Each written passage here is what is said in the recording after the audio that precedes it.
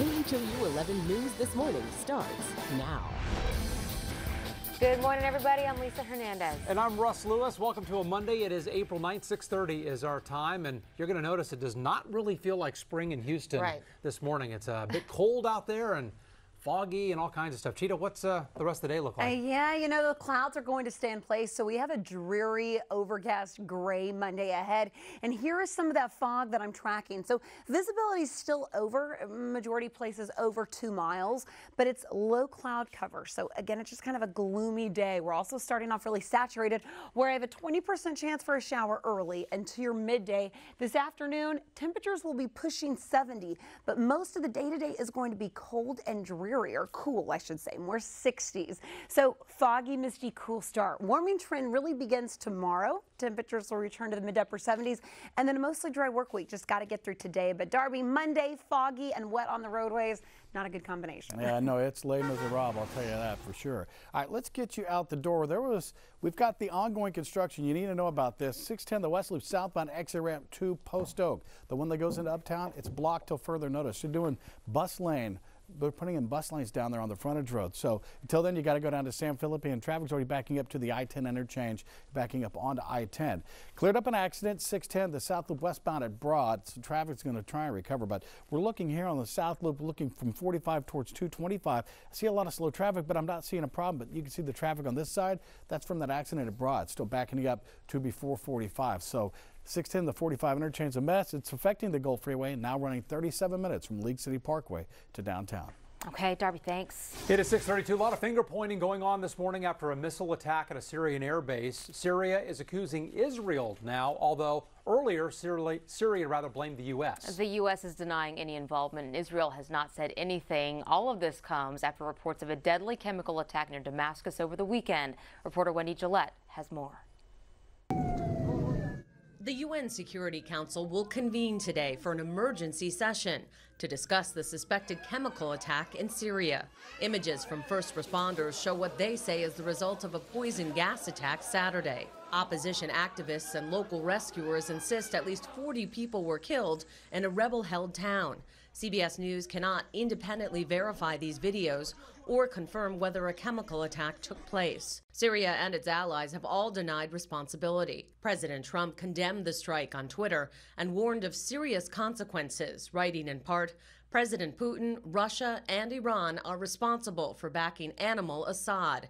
Big price to pay." This is one of those issues on which every nation, all peoples have all agreed and have agreed since World War II is an unacceptable practice. So is it possible there will be another missile attack? Yeah, I wouldn't take anything off the table. Some lawmakers called for a forceful response. It's a defining moment in his presidency because he has challenged Assad in the past not to use chemical weapons. Last time this happened, the president did a targeted attack to take out some of the facilities that may be an option that we should consider now. Mr. Trump recently said U.S. troops would be leaving Syria very soon. In a statement, Senator John McCain said it appeared the president's words had emboldened the Assad regime. Wendy Gillette, CBS News. All right, coming up here on 6:34, get ready to find out if your personal information got swept up in Facebook's data breach scandal. Today, tens of millions of people are getting notified about that. Janelle Fort is joining us now talking about what you can expect to hear from Facebook if you're one of them. Janelle, good morning. Good morning. Well, guys, if you're anything like me, one of the first things you do when you wake up in the morning, you roll over and you check your phone, right? Well, this morning, more than 70 million people, they're going to do just that, only to open up a very unwelcome notification from Facebook. Facebook says the message will pop up in your newsfeed if you're part of that breach. Now, in addition to that, all 2.2 billion users will get a special notice called Protecting Your Information. It's going to have a link to show you what apps you have and what info is being shared by those apps, along with ways to disable that sharing. Now, it's a scandal so big, founder Mark Zuckerberg will testify in Congress twice this week. And coming up on CBS this morning, you'll hear from some advertisers who say they've pulled ads off of Facebook because of the scandal. When the scandal really began to pick up momentum, we saw this as an opportunity to raise people's awareness about the dangers of taking a mindless approach to big tech and its impact on our lives. Now, also coming up on CBS this morning, we're going to hear from a former Facebook employee who says he warned the company about those privacy issues years ago. We're going to hear what he's hoping to hear from CEO of Facebook, Mark Zuckerberg, and that's all up next here on KHOU. Back to you guys. Janelle, thanks. At 6:35, topping your morning rush for a Monday. The 67-year-old man who was killed in a fire at Trump Tower was an art collector who spent time with Andy Warhol. Todd Brasner died Saturday when that fire tore through his New York City apartment on the 50th floor of the Trump Tower. The cause of the fire is under investigation this morning. North Korea says Kim Jong-un is ready to talk about his nuclear weapons program with President Trump. The confirmation directly from North Korea has many believing this morning that a summit between the two leaders will actually occur. Child advocates want a federal investigation of YouTube for improperly collecting information about kids and then targeting them with advertising.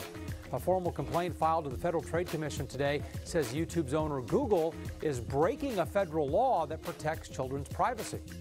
Investigators looking into a fire at Toyota Center. The Houston Fire Department says it happened in a storage area under the concourse level. Sprinklers put out those flames before the crews even arrived. Nobody was hurt, and no events will be affected by this. Tonight, Houston gets one last look inside the Astrodome before the renovations start this fall.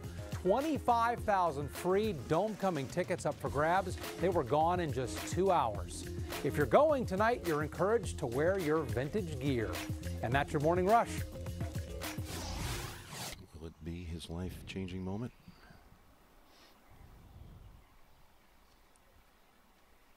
Yes, it will. Captain America captures Augusta.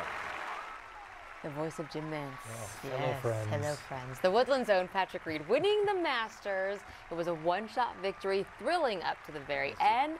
The coveted green jacket is his, along with the $1.9 million payday. This morning, Doug Deloney is here with more reaction for us. Hey, Doug. Oh, man, must be nice, but it did not come easy. That one stroke right there at the end had fans on the edge of their seat.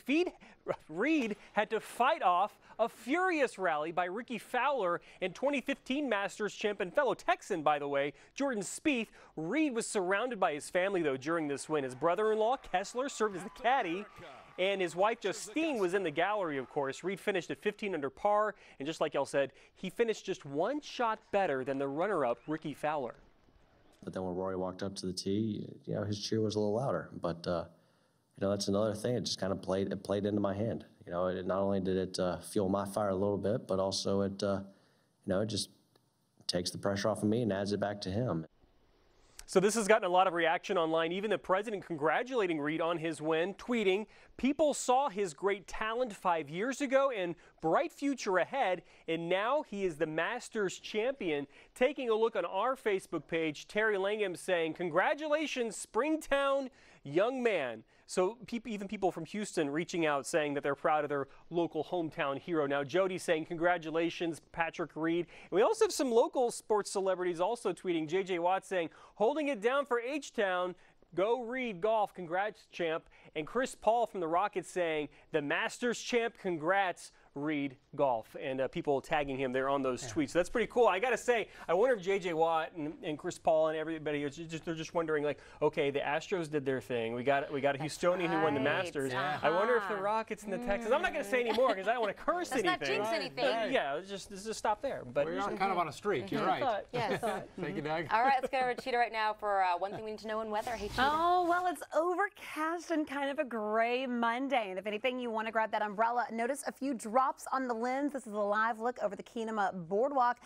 Thanks to our Weather Bug Network. And you can see, yeah, a little bit of a mist out there making for some of those raindrops. So maybe jackets and umbrellas this afternoon. High near 70. We'll talk more about when the sunshine returns. Darby coming up next. All right.